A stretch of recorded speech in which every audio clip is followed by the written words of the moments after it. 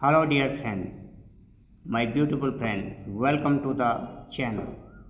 Man prides himself on being a creature of reason above the lowly beast, yet it seems that when he applies his reason to unlocking the secrets of nature for his benefit, he sinks deeper and deeper into a quagmire of intractable problem.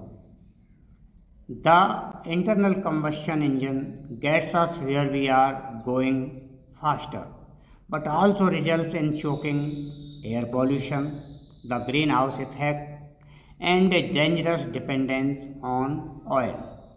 Harnessing the atom gives us cheap energy, but also leads to weapons of mass destruction. Chernobyl and a rising tide of dangerous radioactive waste. Modern agribusiness produces a dizzying variety and abundance of food at the supermarket, but also results in the death of family form, the pollution of ground, water, the loss of precious topsoil, and many other problems. Right? It's clear we are missing something in our attempt to harness the laws of nature for our own purposes. What is that something? We find out in the very first mantra of the Isopnishad, the foremost of ancient Indian books of wisdom, known as the Upanishad. Everything in the creation is owned and controlled by the Lord. One should therefore accept only those things necessary for. As we have seen, the Vedic literature declares that the Supreme Lord owns and controls the entire creation. Not a blade of grass moves without his sanction. He is the complete whole. Then what is our position? Again, we find the answer in the Vedic literature. Our natural constitutional role is to serve God. He is the supreme enjoyer, and we are meant to take part in his enjoyment through service to him, not by trying to enjoy separately. He is omnipotent and thus completely independent. One minute independence is a tiny reflection of his total independence. It is our misuse of that minute independence and our attempt to enjoy separate from him that have resulted in our current predicament. Why do we misuse our independence? The question is, right? Because we are ignorant of our real nature. The first lesson of the Vedic wisdom is that we are not body, but rather spirit soul, minute particles of consciousness dwelling within the body and animating it. But point B, the body is a machine that allows the spirit soul to act and to experience sensations and thoughts within the Lord's material nature.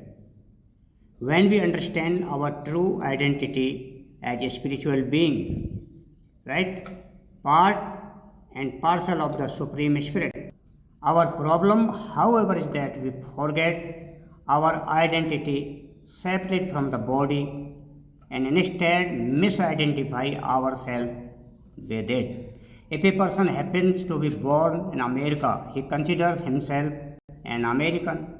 If he is born in France, he considers himself a Frenchman, and so on. We also identify ourselves according to our sex, race, creed, social status, etc. But all these qualities apply only to the body, not the soul. Therefore, embracing them as our true identity causes us to forget the Lord and our relationship with Him, and to see ourselves as independent enjoyers of His material nature.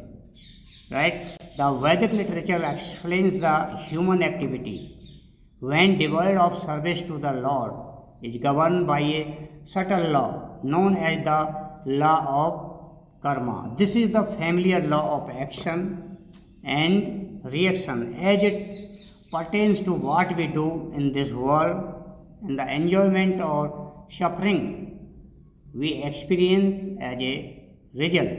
If I cause pain to another living being, then as surely as the wheel of life turns, I will be forced to suffer similar pain. And if I bring happiness to another, a like pleasure awaits me. At every second, with every breath, our activities in this material world cause enjoyment and suffering. To facilitate these endless actions and reactions, one should therefore accept only those things necessary for himself, which are set aside as his quota. And one should not accept other things, knowing well to whom they belong. In nature, we see this principle at work. Nature's arrangement set up by the Lord maintains the birds and beasts. The elephants eat his 50 kilo per day. The ant his few grain. If man doesn't interfere, the natural balance sustains all creatures. Any agriculturist will tell you the earth can produce enough food to feed 10 times the present human population. Yet, political intrigues and wars, unfair distribution of land, the production of cash crops like tobacco, tea, and coffee instead of food, and erosion due to misuse ensure the millions go hungry, even in wealthy countries like the United States. We must understand the laws of nature from the viewpoint of the Supreme Lord. The source of our problem is the desire for sense gratification beyond the consideration of anyone else's right. These rights are the rights of the child in relation to the father. Every child has the right to share the wealth of his father. So, creating a brotherhood of all creatures on earth depends on understanding the universal fatherhood of God.